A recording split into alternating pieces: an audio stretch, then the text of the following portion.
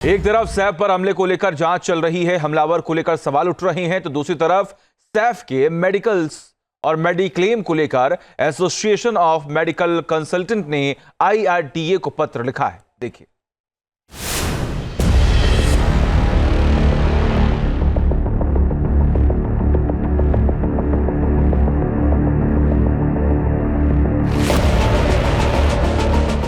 जनवरी की रात 2:30 पर हमला हुआ।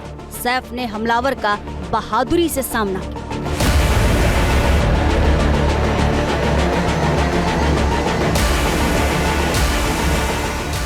जनवरी की सुबह 4:11 पर सैफ लीलावती अस्पताल में एडमिट हुए।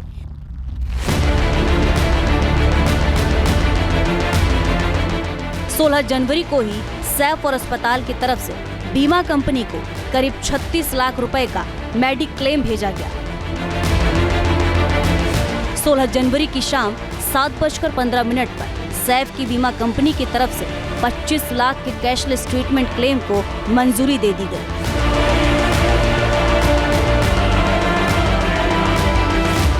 सवाल पहला, क्या आम आदमी का बीमा क्लियरेंस भी इतनी ही तेजी से होता है? सवाल दूसरा, क्या सर्जरी और 5 दिन के इलाज में 36 लाख रुपए लग जाते हैं?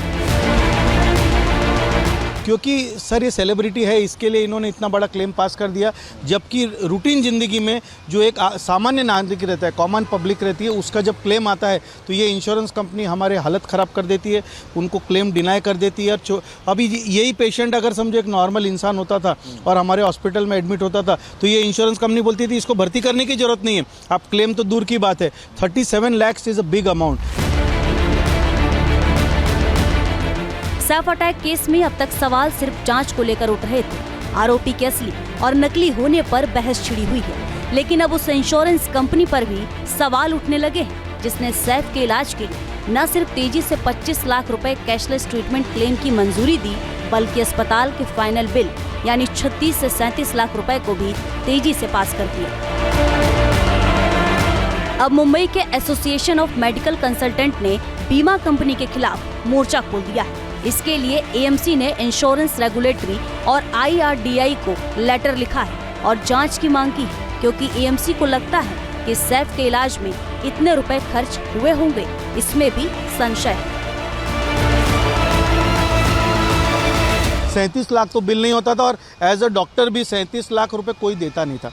आप समझे क्या? अगर आपका समझिए, भूल जाइए इंश्योरेंस कंपनी ने है, हाँ इंश्योरेंस कंपनी नहीं है तो 37 लाख। आज बाईपास आप करने को जाओगे तो 5 लाख रुपए में अच्छे से अच्छे हॉस्पिटल में या 10 लाख में बाईपास हो जाता है। तो आपका बोलने का मतलब है कि ये ऑपरेशन जो हुआ है वो बाईपास से भी ऊपर है, पूरा ब्रेन ही चेंज कर दिया, ट्रांसप्लांट कर दिया। आज लीवर ट्रांसप्लांट का इंडिया में 30 से 35 लाख रुपए का खर्चा है।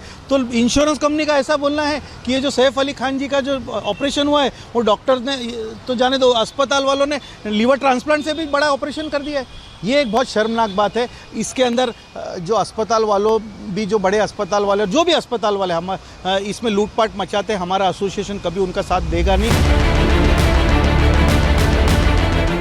एसोसिएशन का कहना है, ऐसा लगता है कि सैफ एक सेलिब्रिटी है, इसलिए उनके प्रति कंपनी ने स्पेशल ट्रीटमेंट किया, जबकि आम पॉलिसी धारकों के साथ ऐसा सलूक नहीं किया जाता।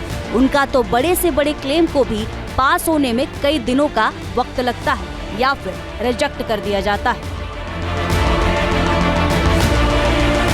मेन कंसर्न ये है कि आप इस तरह से इतने बड़े जो क्लेम दे रहे हैं जो कि जस्टिफाइबल नहीं है, और जो जस्टिफाइबल क्लेम है वहाँ पे आप क्लेम ही नहीं दे रहे, पैसा ही नहीं दे रहे। आज इंश्योरेंस कंपनी जब हमारे साथ MOU साइन करती है तो उसके अंदर 15 दिन के अंदर पेमेंट करना है। ज़्यादातर अस्पतालों में ये पेमेंट 3-3 महीने, 4-4 महीने में, कुछ इंश्योरेंस कंपनी है जो टाइम टू टाइम पेमेंट देती है, जो कि 8 दिन 15 दिन में देती है। अब ये इंश्योरेंस कंपनी हमको क्या बोलती है, ज़्यादातर इंश्योरेंस कंपनी, आपको जल्दी पेमेंट चाहिए ना, इसके लिए हमको 5% और 10% डिस्काउंट दो। मतलब ये छोटे अस्पताल वालों को, जो भी डॉक्टर है उसकी कोई सीनियरिटी के देखते नहीं वो लोग, अस्पताल में क्या फैसिलिटीज़ अवेलेबल है क्या नहीं है। इनका कोशिश ये रहता है कि छोटे अस्पतालों के डॉक्टर्स को निचोड़ें और वहाँ पे पेशेंट को कम से कम पैसे में उनका इलाज हो। और जब यही पेशेंट बड़े अस्पताल में जाता है तो उनको मालूम है उनके कंट्रोल में नहीं है, तो वहाँ पे बेबस है, तो वो बेबसी का जो बदला है वो हमारे साथ चुकाते हैं। AMC को लगता है कि इसका खामियाजा आम आदमी को भुगतना पड़ेगा। उनकी प्रीमियम राशि में इजाफा हो जाएगा और आखिर में जब ट्रीटमेंट की बारी आएगी तो बीमा कंपनी उसे या तो लटकाए रखेगी या फिर क्लेम राशि में कटौती कर देगी या फिर उसे रिजेक्ट कर देगी। इसलिए रेगुलेटरी से कुछ मांग भी है। हमने IRDA के थ्रू जनरल इंश्योरेंस काउंसिल के थ्रू भी हमने बहुत सारी मीटिंग्स ली और हमारा ये डिमांड है उनसे कि जितने भी अस्पताल है, रजिस्टर्ड अस्पताल है इंडिया में, उन सबको बाय डिफ़ॉल्ट कैशलेस बेनिफिट देने को मिलना चाहिए और जो भी चार्जेस है वो रीज़नेबल होने चाहिए। ऐसा नहीं है कि वो अस्पताल वाले को, अब प्रॉब्लम क्या है, आज आप मेरे पास आ रहे हो बिना इंश्योरेंस के, कैश में मैं आपसे जो पैसा ले रहा हूँ उससे कम में आप उधारी में मुझसे पैसा मांग रहे हो, उसके ऊपर फिर 10% डिस्काउंट मांग रहे हो। तो ये नहीं होना चाहिए। सब अस्पतालों को बेनिफिट मिलना चाहिए क्योंकि वो लोग ने सरकारी की जो भी मान्यता है वो सब पूरी की है। बहरहाल बीमा कंपनी की इस पर कोई प्रतिक्रिया नहीं आई है, लेकिन मुंबई में 14,000 डॉक्टरों के इस एसोसिएशन को लगता है कि इस मामले की जांच होनी चाहिए ताकि इसका खामियाजा आम आदमी को ना भुगतना पड़े। Pankaj Mishra, team news nation, Mumbai. News nation अब व्हाट्सएप पर खबरों के ताजा अपडेट के लिए न्यूज नेशन के इस QR कोड को स्कैन करें।